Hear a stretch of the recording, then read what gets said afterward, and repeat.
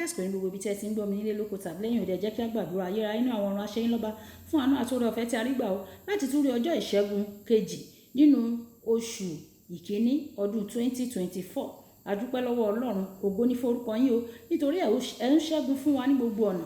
Ẹ ṣẹ́gun fún wa ní ọdún tó kọjá, ẹ jẹ́ ká rí ògbólógbòó, ẹ jẹ́ ká la ògbólógbòó ọdún ní kọjá, àtúrí ọdún mìíràn.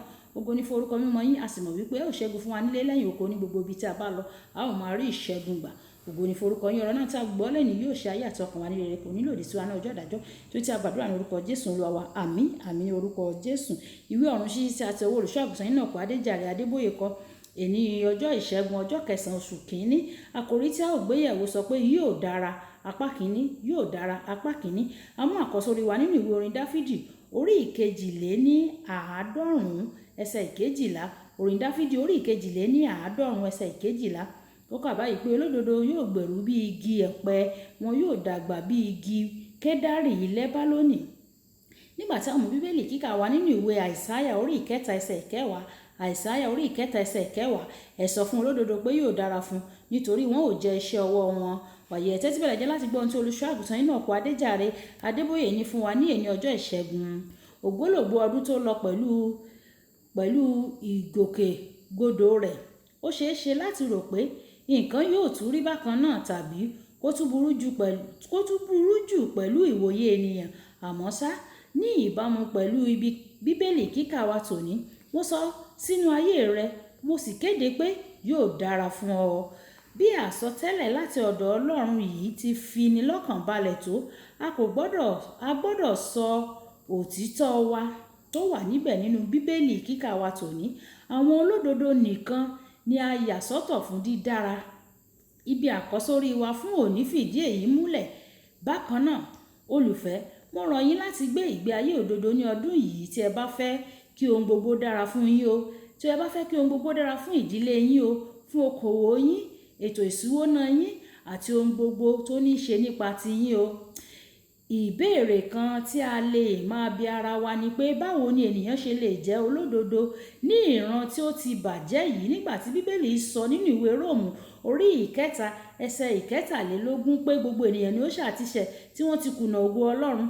Ìdáhùn sí èyí kò le rárá o. Bíbélì sọ fún wa nínú ìwé Jòhánù kínní orí ìkíní ẹsẹ̀ ìkẹsàn-án pé bí àwa bá jẹ́wọ́ ẹ̀ṣẹ̀ wa, Ọlọ́run yóò dáríjì wá, àti ẹ̀jẹ̀ Jésù ọmọ rẹ̀ bíbí rẹ̀ nìkan ṣoṣo yóò fọ̀ wá nù kúrò nínú gbogbo ẹ̀ṣẹ̀ wa.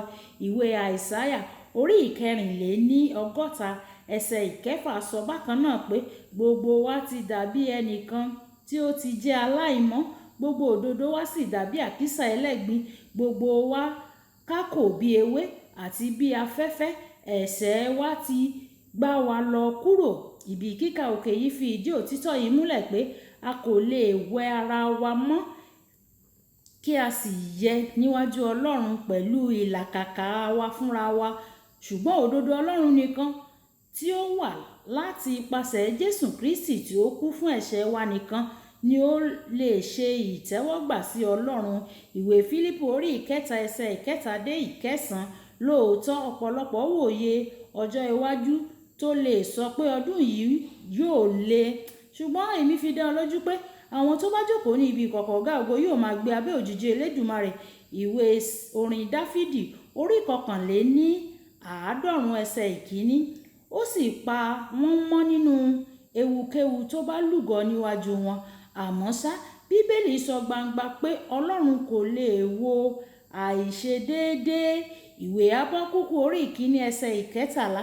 Èyí túmọ̀ sí pé o gbọ́dọ̀ ní òdodo Ọlọ́run tí ó wá láti ipasẹ̀ Jésù Kristi bí o bá fẹ́ rí àyè sí ibi ìkọ̀kọ̀ ọ̀gá ògo. Bí a ṣe ń jọ̀wọ́ ayé wa, tí ò ń jọ̀wọ́ ayé rẹ fún Jésù Kristi, tí o sì rìn nínú òdodo rẹ̀ ní gbogbo ọdún yìí àti jù bẹ́ẹ̀ lọ, mo kéde lẹ́ẹ̀kan sí pé ohun gbogbo yóò dára fún ọ ní orúkọ Jésù. Àmín. Àwọn tó bá ń gbé ní ibi ìkọ̀kọ̀ ọ̀gá ògo yóò gbádùn ohun tó dára káàkiri fún gbogbo ọjọ́ ayé wọn. Kókó ọ̀rọ̀, àwọn tó bá ń gbé níbi ìkọ̀kọ̀ ọ̀gá ògo ni yóò gbádùn ohun tí ó dára ní gbogbo ọjọ́ ayé wọn. Ṣé Yorùbá bọ̀ wọ́n ní atakóró wọnú àdó kò ní lè mú ọmọ rẹ̀ wọ́, ṣùgbọ́n ní ti Jésù Kristi Olúwa wa, àtàkóró wọnú àdó nínú Jésù. Tó bá wọnú Jésù yóò mọ́mọ ilé, ẹbí, ará, ọ̀rẹ́ àti ojúlùmọ̀ rẹ̀ wọ̀. Nítorí ẹ jẹ́ ká gbébi kọ̀ọ̀kan àgá ògo nínú ọdún yìí kí a lè máa gbé abẹ́ òjìji Elédùmarè. Olúwabùkọ́lá Ayápọ̀ ní orúkọ mi. Nígbà tí àwọn máa pàdé lọ́la, ìpàdé wa bí oyin ó dàbọ̀.